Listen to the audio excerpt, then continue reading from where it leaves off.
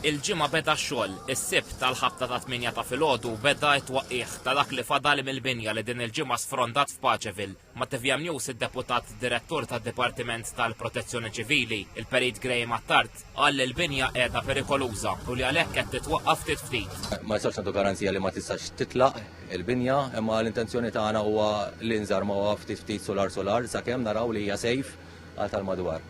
Il-Perit Attard spjega li l-membri tal-Protezzjoni Ċivili qed jagħtu l-istruzzjonijiet lill-kuntratturi kif jaħdmu biċċa biċċa. Fuq il-post qed ikun hemm madwar 20 uffiċjal tal-Protezzjoni Ċivili. It-twaqqih qatt mhux magħruf kemm sajdum. Mhux qed naġlu għax l-importanti li ma jweġġaħat, nipproteġu l-proprjetajiet tal-madwar.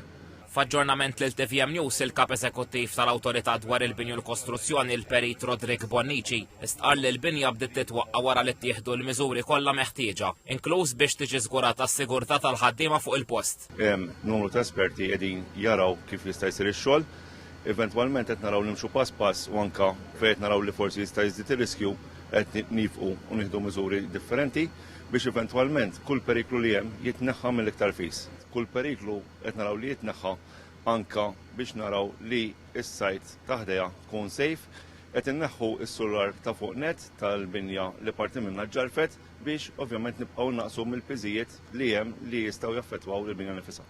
L-indikazzjonijiet huma li sas-sibt in-nies kollha li ġew evakwati sa jkollhom saqaf fuq rashom alternattiv. Illum naħsbu li kulħadd minn se tiġi affettwat ġie għandu akkomodazzjoni alternattiva u ovvjament ħanżommu kuntatt magħhom biex naraw dak li għandhom bżonn.